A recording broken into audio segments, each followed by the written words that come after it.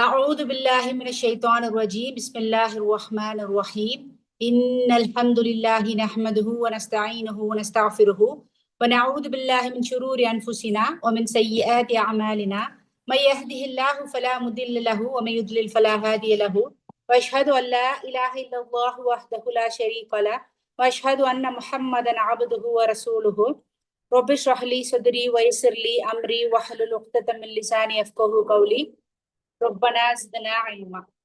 அஸ்ஸலாமு அலைக்கும் வரஹ்மத்துல்லாஹி வபரகாத்துஹு. இன்ஷா அல்லாஹ் நம்ம இன்னைக்கு சூரா அல் காஃபிருனுடைய விளக்கத்தை இன்னைக்கு பார்க்க இருக்கிறோம். இன்ஷா அல்லாஹ் அதுக்கு முன்னாடி குர்ஆன் வசனங்களை வாசித்தவர்களாக நம்ம வகுப்புக்குள்ள போகலாம் இன்ஷா அல்லாஹ்.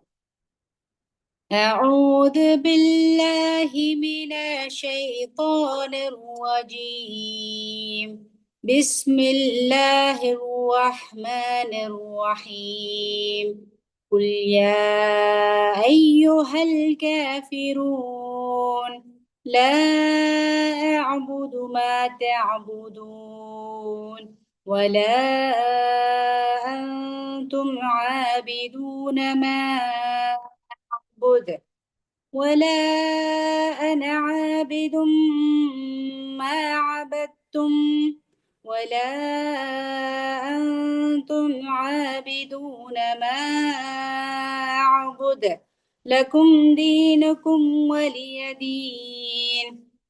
அளவிலா கருணையும் இணையிலா கிருபையும் உடைய அல்லாஹ்வின் திருப்பெயரால் ஆரம்பம் செய்கின்றேன்.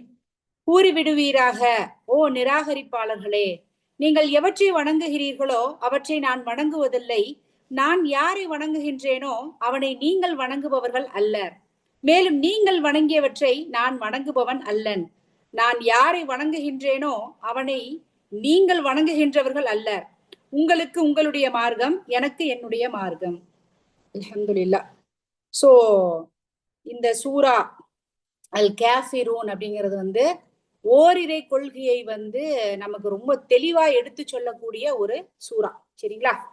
இன்னொரு ஓரிரை கொள்கையை சொல்லக்கூடிய குர்ஆனின் 3 ஒரு பகுதியாக கருதப்படக்கூடிய சூரா எது? சூரா இக்லாஸ். சோ அது குர்ஆனின் 3 ஒரு பகுதியாக கருதப்படுகிறது. ஏன்னா அதுல அல்லாஹ் ஒருவனே அப்படிங்கிற அந்த தௌஹீத் ஓரிரை கொள்கையை தெளிவாக சொல்லக்கூடிய ஒரு சூரா. சரிங்களா?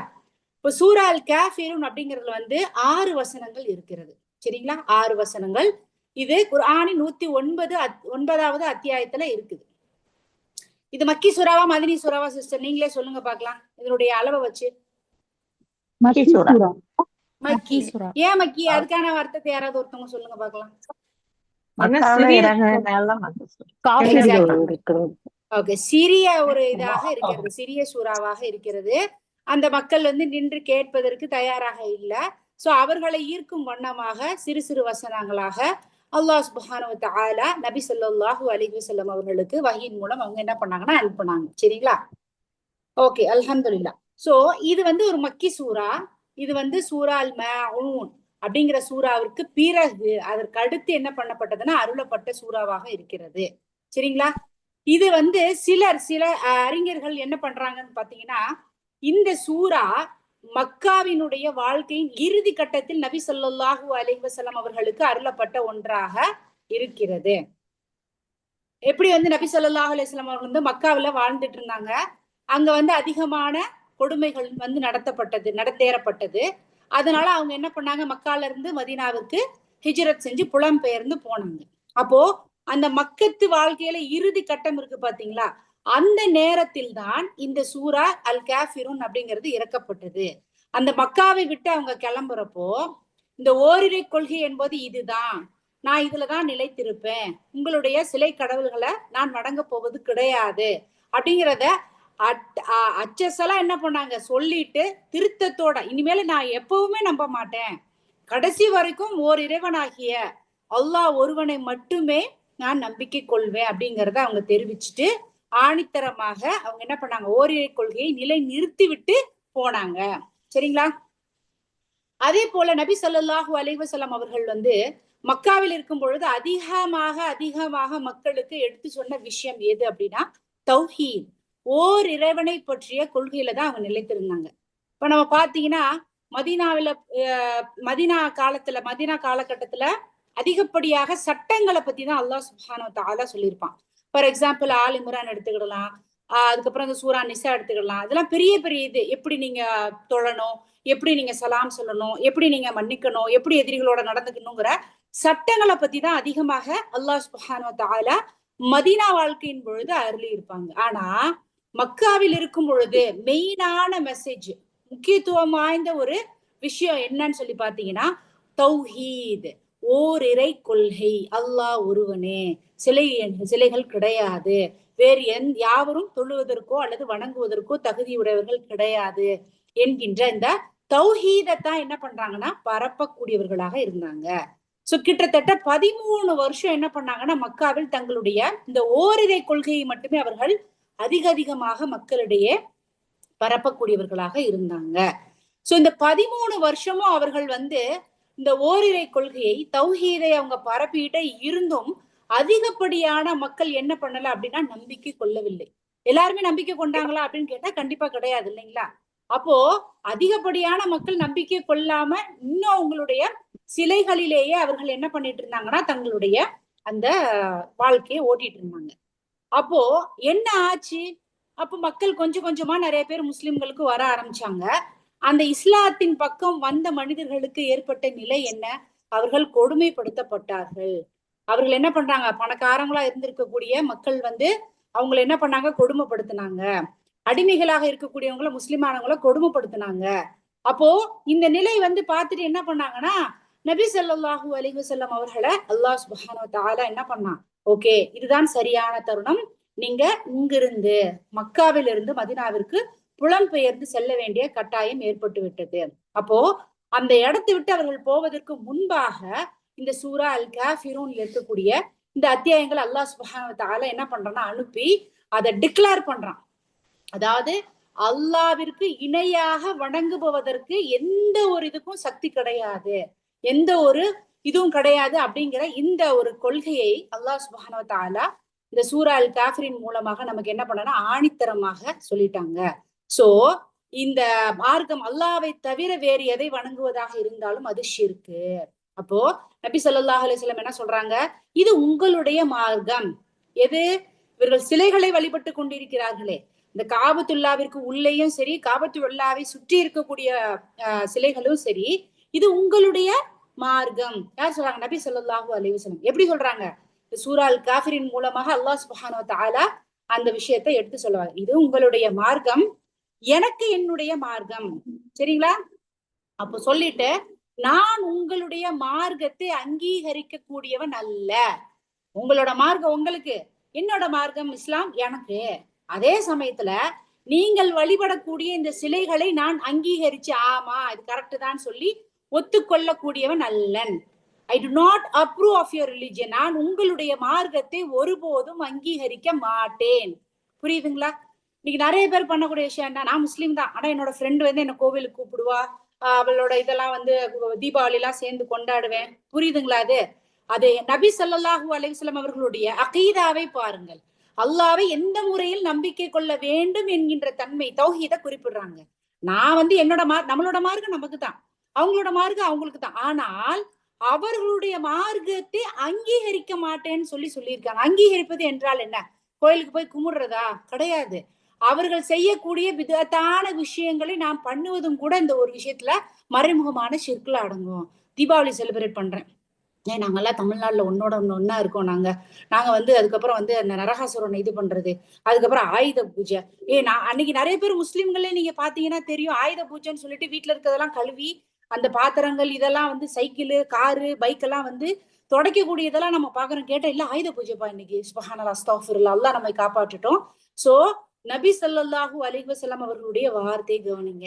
உங்க மார்க்கம் உங்களுக்கு, என் மார்க்கம் எனக்கு, ஆனா உங்களுடைய மார்க்கத்தை நான் அங்கீகரிப்பவன் அல்ல. அப்போ இதுல நம்ம என்ன பண்ணணும், நம்மளோட அகீதாவுல ஸ்ட்ராங்கா நம்ம இருக்கணும். நான் முஸ்லீம் தான், ஆனா சில விஷயங்கள்ல நான் தமிழ்நாட்டில் இருக்கக்கூடிய காரணத்தினால் நான் மற்ற மக்களோடு மார்க்கத்தை பொறுத்த வரைக்கும் அல்லாவிற்கு இணையாக எதுவும் வைக்க கூடாதுங்கிறதா இஸ்லாத்தினுடைய முக்கியமான முதல் பிரதானமான ஒரு நோக்கம். சோ அந்த விஷயத்துல என்ன பண்ணக்கூடாது, நம்மை தளர்த்தி கொள்ள கூடாது. அதே போல உங்களுடைய இந்த ஷிர்கை நான் என்ன பண்ண போவது கிடையாது, ஒருபோதும் அங்கீகரிக்க போவது கிடையாது. உங்க மார்க்கத்தையும் அங்கீகரிக்க போவது கிடையாது, உங்களுடைய ஷிர்கையும் அங்கீகரிக்க போவது கிடையாது. நான் இதை ஏற்றுக்கொள்ளவே மாட்டேன் அப்படிங்கிற ஒரு தீர்மானத்துல நபி ஸல்லல்லாஹு அலைஹி வஸல்லம் அவங்க இருக்காங்க. சோ இந்த சூரா அடிப்படையாக எதை கொண்டது என்றால், அல்லாஹ்விற்கு இணையாக எதுவுமே கிடையாது. சிறியதாக இருந்தாலும் சரி, வார்த்தைகளால் இருந்தாலும் சரி, செயல்களாக இருந்தாலும் சரி, எதுவுமே அல்லாஹ்விற்கு இணை என்பது கிடையாது. எல்லாமே அவன் ஒருவன் மட்டும்தான். வணங்குவதற்கு தகுதியுடையவனாகி அல்லாஹ் ஒருவனை தவிர, புகழுக்குரியவன் அல்லாஹ் ஒருவனை தவிர வேறு யாரும் கிடையாது. சோ இதை ஒவ்வொரு நம்பிக்கையாளர்களாகிய முஸ்லிம்கள் நம்ம என்ன பண்ணணும்னா, இதை நம்மளுடைய இதயத்தில் ஏந்தியவர்களாக என்ன பண்ணணும் இருக்கணும். எதுல இருக்கணும்? இதயத்திலே. நம்ம எல்லாம் முஸ்லிம்ஸ் ஆனாலும் நம்மை அறியாமல் நாம் அதிகப்படியான ஷிர்க்குகளை செய்யக்கூடியவர்களாக இருக்கிறோம். பாவங்கள் கூட கிடையாது, ஷிர்க்குகள். அது என்னென்னங்கிறது இன்ஷா அல்லாஹ் நம்ம இன்னொரு வகுப்புல நம்ம அதை பார்க்கலாம். சரிங்களா? சோ ஷிர்க்குகள் என்னப்பா இப்படி சொல்றீங்க, ஷிர்க்கு அல்லாஹ் மன்னிக்கவே மாட்டானே, ஆனா நம்ம ஷிர்க்கு செஞ்சுட்டு இருக்கோம்னு நீங்க சொல்றீங்க அப்படிங்கிறது பாத்தீங்கன்னா, நிறைய விஷயங்கள் நம்மை அறியாமலே ஷிர்க்கு செய்யக்கூடியவர்களாக நம்ம இருக்கிறோம். சரிங்களா? அப்புறம் என்னன்னு சொல்லி பாத்தீங்கன்னா, அல்லாஹ்விற்கு இணை என்பது கிடையாதுங்கிறது ரொம்ப ஆணித்தனமாக நபி ஸல்லல்லாஹு அலைஹி வஸல்லம் குர்ஆன் வசனத்தின் மூலமாக மக்களுக்கு எடுத்துரைந்து விட்டு போறாங்க. சோ இஸ்லாத்தினுடைய அடிப்படையான கடமைகள்ல ரொம்ப முக்கியமானது என்னன்னு சொல்லி பாத்தீங்கன்னா, ஓரிரை கொள்கை. சரிங்களா? அதுதான் இருக்கக்கூடிய எல்லா பண்புகளிலே மிகவும் முக்கியமானது. அது இல்லை என்றால் மற்ற தூண்கள் எல்லாம் என்ன பண்ணாது, நிக்கவே முடியாதுங்கிற அளவுக்கு ரொம்ப முக்கியமானது. ஓகே, இப்ப சூரா காஃபிரூன் அப்படிங்கிற ஒரு சூரா இருக்கு. இந்த சூரா காஃபிரூன், அதே போல சூரத்துல் இஹ்லாஸ், இது ரெண்டுமே என்ன பார்த்தோம், நம்ம தௌஹீதை குறிப்பிடக்கூடியதாக இருக்குது. இப்ப இது ரெண்டும் சேர்ந்து இதற்கு என்ன பெயர் சொல்லப்படுகிறதுன்னு பாத்தீங்கன்னா, இஹ்லஷைன். இஹ்லஷைன் முஅவ்விதத்தைன் அப்படின்னு ஒண்ணு பார்த்திருக்கோம். முஅவ்விதத்தைன் முஅவ்வதத்தைன் அப்படின்னா என்னங்க சிஸ்டர், சொல்லுங்க யாராவது. முஅவ்வதத்தைன் முஅவ்விதத்தைன் சூரத்துல் நாஸ், சூரத்துல் ஃபலக். ஓகே, வேற? நாஸ், ஃபலக் ரெண்டு தானா? முஅவ்விதத்தைன் மூன்று சூறாக்கள். சூரா இக்லாஸ். எக்ஸாக்ட்லி, மாஷா அல்லாஹ். சோ குல் அஊது பிரப்பில் ஃபலக், குல் ஹுவல்லாஹு அஹத், குல் அஊது பிரப்பின் நாஸ். குல் அப்படிங்கிற இந்த மூன்று சூறாக்கள் சேர்ந்ததுதான் முஅவ்வதத்தைன். சரிங்களா? இந்த சூறாவை நம்ம காலையிலயும் மாலையிலயும் இரவு படுப்பதற்கு முன்பாகவும் இது ஓதணும். நம்ம இன்ஷா அல்லாஹ் நம்ம நெருங்கிட்டோம் இறுதி பகுதிய. அப்போ நம்ம இந்த மூன்று சூறாக்களினுடைய விளக்கத்தை பார்க்கும் பொழுது இந்த 3 சூறா நம்மளுடைய வாழ்க்கையில ரொம்ப எவ்வளவு தூரம் முக்கியம் வாய்ந்தது அப்படிங்கறத நம்ம எல்லாருமே உணர்வோம். நீங்க அதை நான் படிச்சப்போ நான் ஆக்சுவலா கொஞ்சம் பயந்துட்டேன்னு கூட சொல்லலாம். சோ இந்த அளவுக்கு நம்மளை சுற்றி நமக்கு அதிகப்படியான ஆபத்துகள் நிறைந்திருக்கு. இப்போ இந்த சூறாக்களின் மூலம் தான் நமக்கு அல்லாஹ் சுப்ஹானஹு வ தஆலா நமக்கு ஒரு பாதுகாப்பு அரணாக தந்திருக்கான் அப்படிங்கிறத அந்த சூறாவை படிக்கும் பொழுது இன்ஷா அல்லாஹ் நம்ம எல்லாருக்குமே என்ன பண்ணணும்னா அது புரியும். சரிங்களா? நம்ம அதை பாக்குறப்போ இன்ஷா அல்லாஹ் அதை நம்ம பார்ப்போம். சோ ஃபர்ஸ்ட் பாருங்க, சூரத்துல் காஃபிரூன், சூரத்துல் இஹ்லாஸ். குல் யா அய்யுஹல் காஃபிரூன் அப்படிங்கிற சூறாவும், குல் ஹுவல்லாஹு அஹத் அப்படிங்கிற இந்த சூறாவும் அதற்கு பெயர் இஹ்லஷைன். இஹ்லஷைன். சரிங்களா? அதே போல பாத்தீங்கன்னா முஅவ்வதத்தைன் அப்படிங்கிறது பாத்தீங்கன்னா என்னன்னா, குல் ஹுவல்லாஹு அஹத் அது இஹ்லாஸ், குல் அஊது பிரப்பின் நாஸ், அதுக்கப்புறம் குல் அஊது பிரப்பில் ஃபலக். இந்த 3 சூறாவும் சேர்ந்தது முஅவ்வதத்தைன். இதனுடைய சிறப்பு என்னங்கிறத இன்ஷா அல்லாஹ் நம்ம பின்னாடி பார்க்கலாம். அதே மாதிரி பாத்தீங்க அப்படின்னா, இந்த 3 சூறாக்கள் முஅவ்வதத்தைன் சொன்னேன் பாத்தீங்களா, இது அல்லாஹ்விடம் என்ன பண்றோம்னா பாதுகாப்பை நம்ம கேட்கிறது. அல்லாஹ் கிட்ட பாதுகாப்பை நம்ம கேட்கிறோம். இந்த 3 சூறாக்கள் அதிகமாக நாம் ஓதுவதன் மூலமாக அல்லாஹ்வினுடைய பாதுகாப்பு நமக்கு இருக்கும். அதே போல இந்த 2 சூறா பாத்தீங்க அப்படின்னா, சூரா காஃபிரூனும் சரி, சூரா இஹ்லாஸும், அதாவது இஹ்லஷைன் அப்படிங்கிறது என்ன அப்படின்னு பாத்தீங்கன்னா, இது இரண்டுமே நமக்கு ஓரிரை கொள்கையை கற்பிக்கக்கூடிய சூறாக்களாக இருக்கிறது. சரிங்களா? அப்ப இஹ்லஷைன் அப்படின்னா என்ன சூறாங்கிறத நீங்க குறிப்பிடணும், முஅவ்வதத்தைன் அப்படின்னா என்ன சூறாங்கிறதையும் நீங்க குறிப்பிடணும். சரிங்களா? ஓகே. அதுக்கப்புறம் பாத்தீங்க அப்படின்னா, இந்த 2 சூறாக்கள் காஃபிரூன் மற்றும் இஹ்லாஸ் எங்கெங்கெல்லாம் இது ஓதணும், எப்படியெல்லாம் முக்கியத்துவம் வாய்ந்தது அப்படிங்கறத நம்ம பார்க்கலாம்.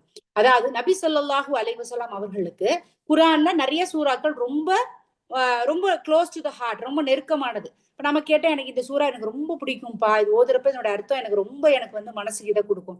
சோ ஃப்ரீக்வெண்டா அடிக்கடி நபி ஸல்லல்லாஹு அலைஹி வஸல்லம் அவர்களால் ஓதி வரப்பட்ட சூறாக்கள்ல இந்த இஹ்லாஷைனும் குறிப்பிடத்தக்கது. அதாவது எப்படி நம்ம இதை தெரிஞ்சுக்கலாம்னு பாத்தீங்கன்னா, நபி ஸல்லல்லாஹு அலைஹி வஸல்லம் அவர்கள் அதை அடிக்கடி ஓதக்கூடியவங்களா இருந்தாங்க. எப்படின்னா இது ரெண்டையுமே சேர்த்து சில சமயம் ஒரு ரக்காயத்துல வந்து சூரா காஃபிரூனையும் இன்னொரு ரக்காயத்துல சூரா இஹ்லாஸையும் ஓதுவாங்க. சில சமயம் ஒரே ரக்காயத்துல காஃபிரூன் மற்றும் இஹ்லாஸை சேர்த்து ஓதக்கூடியவங்களா இருப்பாங்க. சோ இது எப்பெல்லாம் அவங்க ஓதிருக்காங்கன்னு சொல்லி பாத்தீங்கன்னா, ஸலாத்துல் ஃபஜ்ர்ல வந்து சுன்னா தொழுகை இருக்கு பாத்தீங்களா, அந்த 2 ரக்காயத்திலையும் இந்த காஃபிரூன் மற்றும் இஹ்லாஸ ஓதக்கூடியவங்களா இருந்திருக்காங்க. சரிங்களா? அதே போல மக்ரிபு ஸலாலையும் இந்த 2 சூறாக்களையும் சேர்த்த மாதிரி ஓதக்கூடியவங்களா இருந்திருக்காங்க. அதே போல பாத்தீங்க அப்படின்னா வித்ரு சலாலையும் வந்து கடைசி 2 ரக்காயத்துல அவங்க இதை ஓதக்கூடியவங்களா இருந்திருக்காங்க. காஃபிரூன் இஹ்லாஸையும் ஓதக்கூடியவங்களா இருந்திருக்காங்க. அதே போல உம்ரா பண்ண நம்ம போனோம் அப்படின்னா தவாஃப் முடிச்சதுக்கு பிறகு மக்காமே இப்ராஹிமுக்கு பின்னாடி நின்று 2 ரக்காயத்தை நம்ம தொழணும். அந்த தொழும் பொழுதும் காஃபிரூன் மற்றும் இஹ்லாஸை நபி ஸல்லல்லாஹு அலைஹி வஸல்லம் அவர்கள் ஓத சொல்லியிருக்காங்க. யூசுவலா அது சுன்னா. இப்ப நீங்க போய் அங்க போய் 2 ரக்காய் தொழறப்ப எதை மெயினா சொல்லணும் அப்படின்னா சூரத்துல் இஹ்லாஸ் காஃபிரூன் அப்படிங்கிறத என்ன பண்ணணும்னா சொல்லணும் அப்படின்னு சொல்லுவாங்க.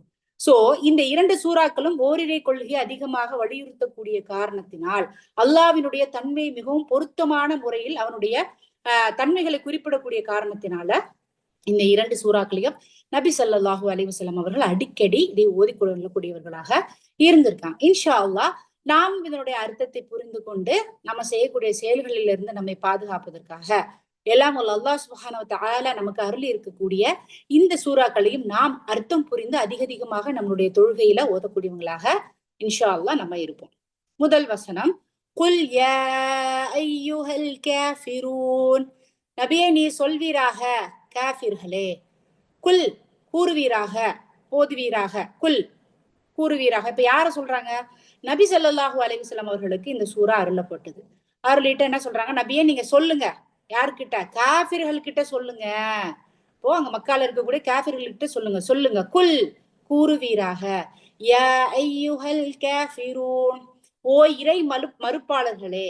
அப்போ இந்த இடத்தில் நபி ஸல்லல்லாஹு அலைஹி வஸல்லம் அவர்கள் கட்டளையிடப்படுகிறார்கள்.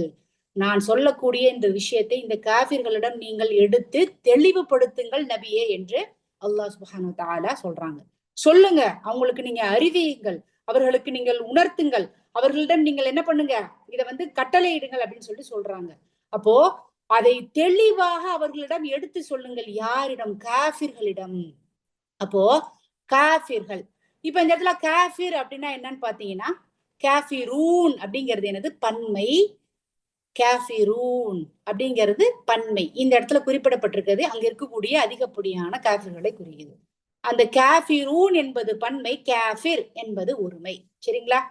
இப்போ காஃபிர் அப்படிங்கிறது என்ன அப்படின்னா, யார் ஒருவர் குஃப்ரை செய்கிறாரோ. குஃப்ர்னா என்ன அப்படின்னு பாத்தீங்கன்னா இறை மறுப்பு. இறை மறுப்புனா எந்த இறைவனை வேணா மறுத்தா அப்படிங்கிறது கிடையாது. அதாவது எதை வணங்க வேண்டுமோ, எது வணங்குவதற்கு தகுதியாக இருக்கிறதோ, எது வணங்குவதற்கு உண்மைத்தன்மை இருக்கிறதோ அதை தவிர்த்து அதை மறுக்கக்கூடிய அந்த மக்களை தான் என்ன பண்றாங்கன்னா குஃப்ர் செய்யறாங்க, காஃபிர்கள் அப்படின்னு சொல்றாங்க. சரிங்களா? இப்ப நம்ம முஸ்லிம்களாகிய நம்ம என்ன பண்றோம்? நம்ம நம்புறோம். எதை? அல்லாஹ்வை நம்புறோம், நபிமார்கள் நம்புறோம், மலக்குகளை நம்புறோம், அல்லாஹ் அருளிய வேதங்கள் அனைத்தையும் நம்புறோம், மறுமை நாளம் நம்புறோம், அவனுடைய விதியை நம்புறோம். இன்னும் நிறைய விஷயங்களை அல்லாஹ் சுப்ஹானஹு வ தஆலா நமக்கு அறிவித்து கொடுத்திருக்கான் இல்லைங்களா? அதே போல நபி ஸல்லல்லாஹு அலைஹி வஸல்லம் அவர்களின் மூலமாகவும் நமக்கு நிறைய விஷயங்களை அறிவித்து கொடுத்திருக்கான். இதெல்லாம் கட்டாயம் அப்படிங்கறத நமக்கு கட்டளையிட்டு இருக்கான். அப்போ இந்த விஷயங்கள் எல்லாத்தின் மீதும் நம்பிக்கை கொள்ளக்கூடிய ஒரு மனிதர் தான் முஸ்லிம். இதுல ஏதாவது ஒரு விஷயத்தை அவன் மறுப்பவனாக இருந்தாலும் சரி, அவன் காஃபிர். சரிங்களா?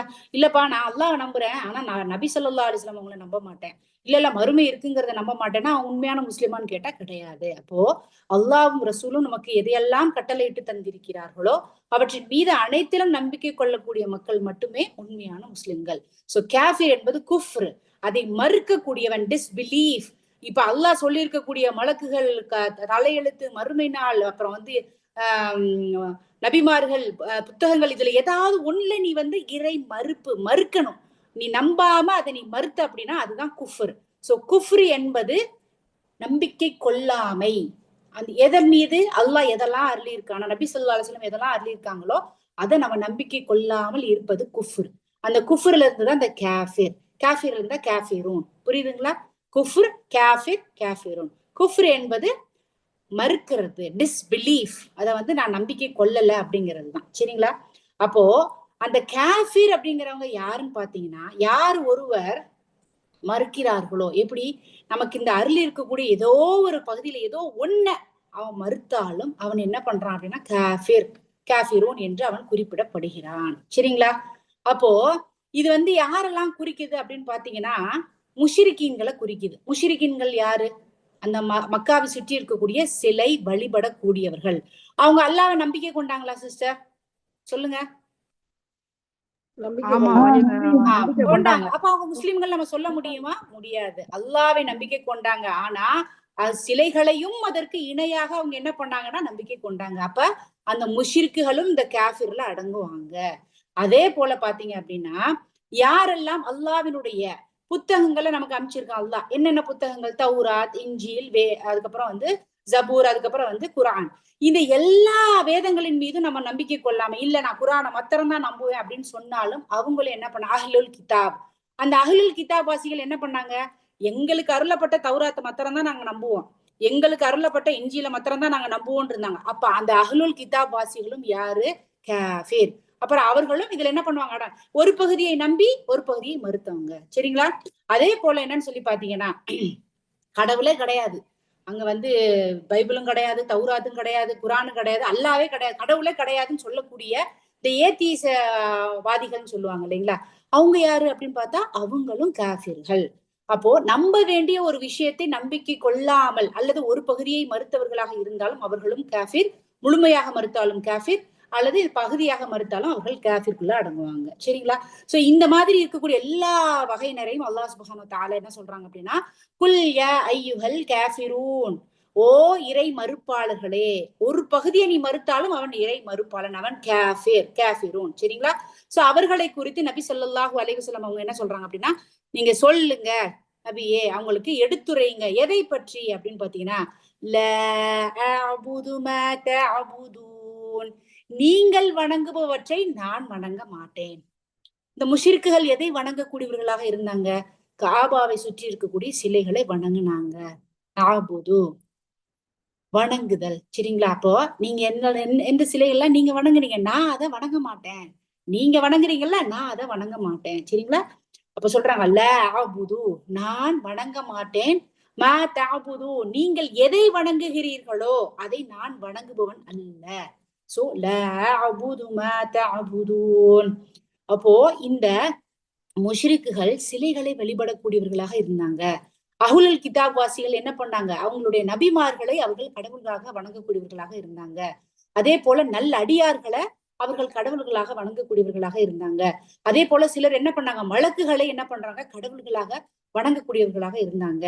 சோ அதே போல மற்ற மக்கள் என்ன பண்ணாங்க, அல்லாஹ் படைத்திருக்கக்கூடிய படைப்பினங்களை வணங்கக்கூடியவங்களா இருந்தாங்க. எப்படி? சூரியன், சந்திரன், அதுக்கப்புறம் நட்சத்திரம், மலைகள், இது எல்லாத்தையும் என்ன பண்ணாங்க, பெருசு பெருசா இருக்கு அதனால இதை கடவுளாக்கிறோம் அப்படின்னு சொல்லி வணங்கக்கூடியவங்களா இருந்தாங்கன்னா, அல்லாஹ் இந்த இடத்துல என்ன சொல்றான், நீங்க எதெல்லாம் வெறும் இந்த சிலைகளை மாத்திரம் சொல்லல, நீ சூரியன், சந்திரன், பாம்பு, இன்னைக்கு மாடு, என்னென்னத்தையோ வச்சு வணங்குறீங்க, எல்லாத்தையும் எதா வேணா நீ வணங்கக்கூடியவங்களா இரு, ஆனால் நீங்கள் வணங்குபவற்றை, இந்த இடத்துல வந்து நீங்க வணங்க கூடாது அப்படிங்கறத சொல்லல, பிரிச்சு காட்டாங்க. நீங்க வணங்குறீங்கல்ல, நீங்க வணங்குறத நான் வணங்க மாட்டேன். இதுல இன்னொரு விஷயம் நான் உங்களுக்கு குறிப்பிடணும்னு நினைச்சேன். அஸ் அ தமிழியன்ஸா, நம்ம தமிழ்நாட்டுல இருக்கக்கூடிய மக்களா வந்து தமிழ் கலாச்சாரம் அப்படிங்கிற ஒரு விஷயம் வந்து நம்மளுடைய மனசுல வேரூன்றி இருக்கு. எப்படின்னு பாருங்களேன், இன்னைக்கு நம்ம பேசக்கூடிய நிறைய விஷயங்களை பாத்தீங்கன்னா, அஸ்தக்ஃபிருல்லாஹ், அல்லாஹ் நம்மளை காப்பாத்துட்டோம் அப்படிங்கறதெல்லாம் விட, நந்தி மாதிரி குறுக்க வந்து படுத்து கிடக்குறப்போ, நந்தினா என்ன, அது ஒரு அவங்க சிலையை வழிபடக்கூடிய கோவில்ல இருக்கக்கூடிய ஒரு மாடு, அததான் நந்தின்னு சொல்லுவாங்க. அதுக்கப்புறம் பெருமாள் மாதிரி எப்ப பார்த்தாலும் ஏதாவது ஒண்ணு சொல்றது. அதுக்கப்புறம் வந்து பேசுறப்போ என்ன பெரிய இந்த சாஸ்திரமா, இதெல்லாம் நம்ம யூஸ் பண்ணக்கூடிய வார்த்தைகளை நீங்களே கவனிச்சு பாருங்களேன். அல்ஹம்துலில்லாஹ், மாஷா அல்லாஹ், அந்த முஸ்லிம்கள் அதிகமாக இருக்கக்கூடிய பகுதிகளில் இந்த மாதிரியான வழக்குகள் கம்மி. ஆனா இந்த தமிழ் மக்கள் கலாச்சாரத்தோட சேர்ந்து இருக்கக்கூடிய மக்கள் வந்து நம்ம தீனை விட்டு, மார்க்கத்தை விட்டு நம்ம பயன்படுத்தக்கூடிய வார்த்தைகள் நம்மை அறியாமலே மனசுல பதிஞ்சு இருக்கக்கூடிய ஒரு விஷயம் இதுதான். என்ன சொல்லுவாங்கன்னு சொல்லி பாத்தீங்கன்னா, பெரிய பிரம்மசாஸ்திரமா, இது என்ன பெரிய இந்த விஷயம், பிரம்மசாஸ்திரம் யோசிச்சு பார்த்தா ரொம்ப நாளா நானும் யூஸ் பண்ணுவேன். என்ன பிரம்மசாஸ்திரம்னா அது வந்து அந்த அவங்களுடைய பகவத்கீதை அந்த இதுல பயன்படுத்தக்கூடிய ஒரு விதமான விஷயம். பெருமாள், நந்தி, அதுக்கப்புறம் வந்து அம்மாடி மாரியாமா மாதிரி ஆடுற சுபானல்லா, நிறைய விஷயங்கள் நம்ம அறியாமலே தமிழ் கலாச்சாரம் என்கின்ற பெயரில் இந்த சிலை வழிபாட்டு மக்கள் பயன்படுத்தக்கூடிய வார்த்தைகள் நம்ம அறியாமல நம்மளோட மனசுல எது இருக்கு? ஒரே கொள்கை. அவர்களை நம்ம தாழ்வாக பேசவில்லை, ஆனால் நம்ம இஸ்லாத்துல நமக்கு போதிக்கக்கூடிய விஷயம் என்பது என்ன அப்படின்னா ஒரே கொள்கை. அதை பற்றின விஷயங்கள் நம்மளுடைய மனசுல வந்து வராம நம்ம அறியாமலே நம்மளுடைய வார்த்தைகள், அப்போ அவங்க வணங்கக்கூடிய விஷயங்கள் நம்ம அறியாமல் நம்மளுடைய மனதில் என்ன பண்ணுகிறது? கலாச்சாரங்கள் பதிந்து கொண்டிருக்கிறது. இந்த மெட்டி போடுறது பாருங்க, இந்த தாலி கட்டுறது பாருங்க, இந்த பூ வைக்கிறது பாருங்க, இதெல்லாம் யாரோட கலாச்சாரங்க? யாரோட கலாச்சாரம்? ஹிந்து கலாச்சாரம். ஹிந்து கலாச்சாரம் கூட சிலைகளை வழிபடக்கூடியவர்கள் பண்ணக்கூடிய கலாச்சாரம். அவங்கதான் அந்த அம்மி மிதிச்சு, அருந்ததி பார்த்து, மெட்டி போட்டு, தாலி கட்டி, அதுக்கப்புறம் வந்து பூ தலை நிறைய வச்சு இது பண்ணி, இதெல்லாம் யாருடைய கலாச்சாரம்? இன்னைக்கு நம்ம பூ ஒண்ணு வைக்கிறோம். இந்த பூ வந்து வைக்கலாமான்னு கேட்டா, ஃபர்ஸ்ட் ஆஃப் ஆல் அது ஒரு வாசனை திரவியம், ஒரு வாசனை தரக்கூடிய ஒரு பொருள். நம்ம பூ வச்சுட்டு ஒரு ஃபங்க்ஷன் வீட்டுக்கு போறோம், நம்ம தலையில வச்சிருக்கக்கூடிய பூவினுடைய மனம் அனைத்து ஆண்கள் நுகரக்கூடிய ஒரு அளவுல இருக்குது. எவ்வளவு பூ தலையில வச்சுட்டு போறோம் நம்ம. நான் புர்கா போட்டுதான் இருக்கு, நீ என்ன வச்சுட்டு போனாலும் என்ன மறைச்சிட்டு போனாலும் வாசனை என்பது அந்த மேல துணியையும் தாண்டிதான் வரும். அப்போ பூ வைக்கலாமான்னு கேட்டா வைக்கலாம், உன் கணவர் முன்னாடி வைக்கலாமே. ஏன் எல்லா ஆண்களும் நுகரக்கூடிய நிலைக்கு நீ தள்ளப்படுற? கல்யாண நாள நான் பூ வைப்பேன் வெளியில போனாலே.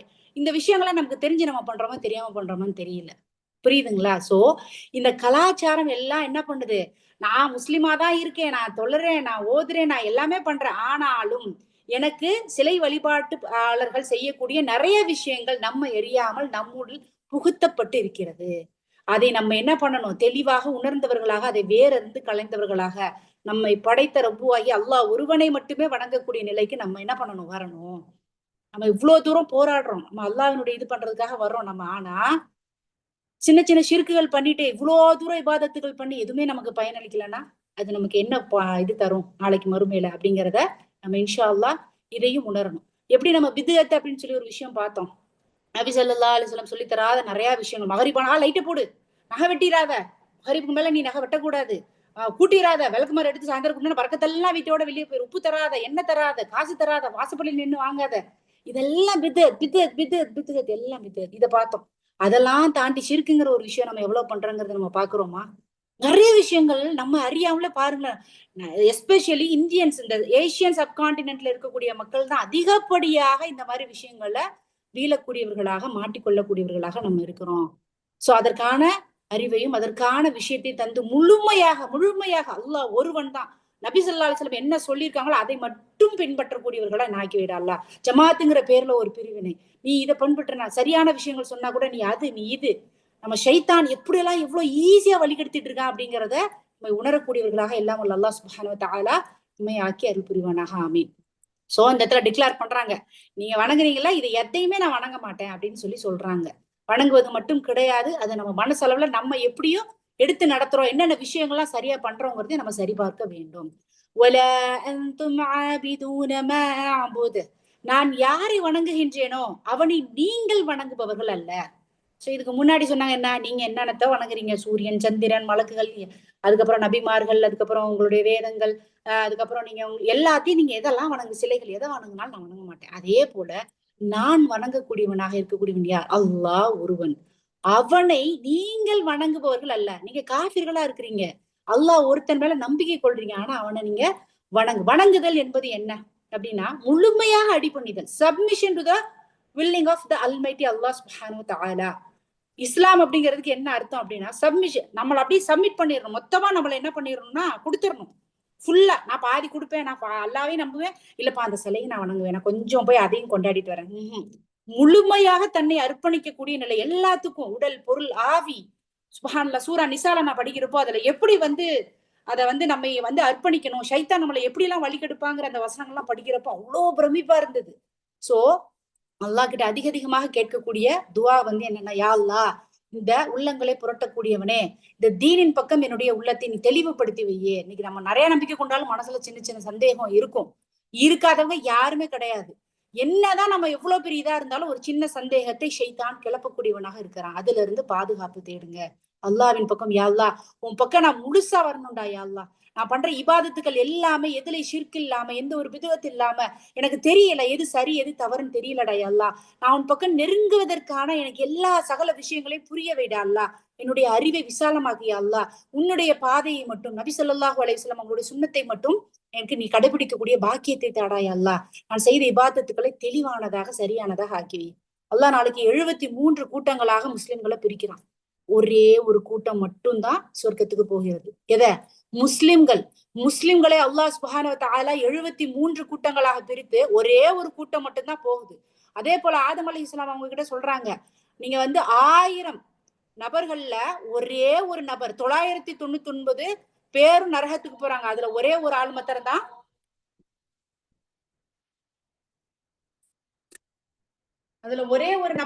என்ன பண்றாங்க? சொர்க்கத்துக்கு போறாங்க. எத்தனை பேர்ல? 1000த்துல ஒரே ஒரு தாள்.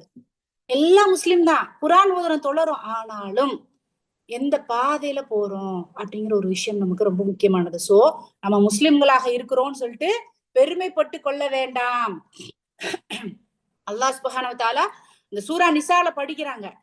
இதேதான் அஹ்லுல் கிதாபாசிகளும் சொல்றாங்க. என்ன சொல்றாங்க? நாங்க அல்லாஹ்வால் மிகவும் திறமையாக தேர்ந்தெடுக்கப்பட்ட மிகவும் பிடித்தமானவர்கள். நாங்கள் நரகத்துல ஒரு சில நாட்களை தவிர நாங்க செஞ்ச பாவத்தை தவிர நாங்க இருக்க போறது கிடையாது. அதே போல முஸ்லிம்களாகி நீங்களும் அந்த வார்த்தையை சொல்லாதீங்க. நீங்க செஞ்ச இபாதத்துகள் உங்களை கொண்டு வந்து விடுங்கிறத அல்லாஹ் சொல்றான்.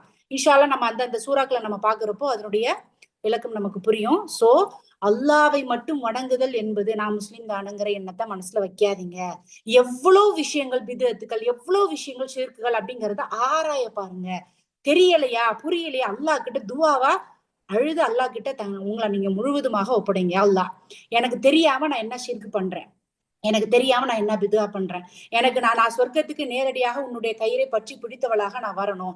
உன்னை தவிர எந்த ஒரு விஷயத்திலும் பேச்சாலும் செயலாலும் நான் யாருக்கும் எந்த ஒரு இதுலயும் ஷிர்க் பண்ணிராம உன்னை மட்டுமே அடையக்கூடியவளாக என்னை ஆக்கிவி. இன்ஷா அல்லாஹ் நம்ம அந்த துவாவை இன்னைக்கு வைப்போம். அந்த துவா மட்டும்தான் நம்மளை நேர்வழிப்படுத்தி நம்மள முழுவதுமாக சொர்க்கத்திற்கு கொண்டு செல்லக்கூடியதாக இருக்கும் இன்ஷா அல்லாஹ். சரிங்களா? சோ வல அன்தும் ஆபிதூன மா அஅபுது. நபி ஸல்லல்லாஹு அலைஹி வஸல்லம் சொல்றாங்க, நான் வணங்கக்கூடிய அல்லாஹ்வை நீங்கள் வணங்கக்கூடியவர்களாக இல்ல அப்படிங்கறத சொல்றாங்க. அடுத்து 4வது வசனம், வலா அன ஆபிதும் மா அபத்தும். அன்றியும் நீங்கள் வணங்குபவற்றை நான் வணங்குபவன் அல்ல. ரெப்படிஷன், திரும்ப திரும்ப திரும்ப திரும்ப ஒரு விஷயம் திரும்ப திரும்ப எதற்கு சகோதரிகள் சொல்லப்படுகிறது? சொல்லுங்க. ஒரு விஷயம் திரும்ப திரும்ப எதற்கு சொல்லப்படுகிறது?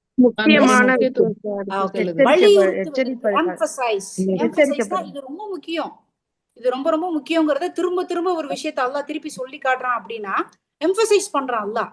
இதை நீ வலியுறுத்தி காட்டுறாங்க. பாருங்க, இது ரொம்ப முக்கியம். நம்ம நினைச்சிட்டு இருக்கோம் ஒரு தடவை சொல்லிட்டாங்களே நீங்க வணங்குறத நான் வணங்க மாட்டேன், நான் வணங்குறத நீங்க வணங்குறவங்களா இல்ல அப்படிங்கறத சொல்லிட்டாங்கன்னா கிடையாது. திருப்பியும் சொல்றாங்க. அதை வேறு விதத்துல என்ன சொல்றாங்க? நீங்கள் வணங்குறத நான் வணங்குறவங்க கிடையாது. திரும்ப திரும்ப என்ன பண்றாங்க? அந்த சொன்ன வார்த்தைகளை திரும்பவும் வலியுறுத்தி அது எவ்வளவு முக்கியத்துவம் வாய்ந்ததாக இருக்கிறது அப்படிங்கறத நமக்கு தெரியப்படுத்தும் விதமாக இந்த காஃபிர்களுக்கு அல்லாஹ் சுப்ஹானஹு வ தஆலா நபி ஸல்லல்லாஹு அலைஹி வஸல்லம் அவர்களின் மூலமாக புரிய வைக்கிறாங்க. வலா அன்தும் ஆபிதூன மா அஅபுது. மேலும் நான் வணங்குபவனை நீங்கள் வணங்குபவர்கள் அல்ல. அதேதான் ஃபர்ஸ்ட் சொன்னது, செகண்ட் திருப்பி சொன்னாங்க. அதே மாதிரி 3வது அதுக்கு பண்ணாங்க. திரும்ப திரும்ப என்ன பண்றாங்கன்னா சொல்றாங்க. சோ நீங்க வணங்குறத நான் வணங்க மாட்டேன், அங்கீகரிக்க மாட்டேன். நான் வணங்கிக்கிட்டு இருக்க இறைவனாகிய அல்லாஹ்வை நீங்களும் என்ன பண்றதுல வணங்குறது கிடையாது. சோ இந்த திரும்ப திரும்ப இதை சொல்லுவதன் மூலமாக இது எவ்வளவு ஒரு முக்கியத்துவம் வாய்ந்ததாக இருக்கிறது. சரிங்களா? இப்போ நம்மளுடைய இபாதத்துக்கள் எல்லாம் நம்ம பண்றோம், எல்லாத்தையும் இபாதத்துக்கள் பண்றோம். அந்த இபாதத்துக்களுக்கு முன்னாடி நம்ம சூரா நஸ்ர், எந்த சூரா பார்த்தோம் சிஸ்டர் லாஸ்ட் டைம்ல? அஷ்ர். ஆமா, அதுல நம்ம லாஸ்டா நம்ம 4 விஷயங்கள் நம்ம பார்த்தோம். நம்ம சொர்க்கத்திற்கு இட்டு செல்லக்கூடிய 4 விஷயங்கள் பார்த்தோம். போன வாரம் தான் எக்ஸ்ட்ரா கிளாஸ் எடுத்தேன், அது ரெக்கார்டிங் இல்லாம. அதுல நான் ஒரு விஷயம் சொல்லியிருப்பேன். நம்ம செய்யக்கூடிய இபாதத்துக்கள் எப்போ ஏற்றுக்கொள்ளப்படும்? முதல்ல என்ன முக்கியம்? ஈமான். எஸ், எக்ஸாக்ட்லி, மாஷா அல்லாஹ். ஈமான், அந்த நம்பிக்கை என்பது நம்ம கிட்ட சரியான முறையில இல்ல அப்படின்னா நம்ம செய்யக்கூடிய இபாதத்துக்கள் எதுவாக இருந்தாலும் வீண். ஃபார் எக்ஸாம்பிள், இப்போ நீங்க அன்னை தெரசாவை எடுத்துக்கிடலாம்.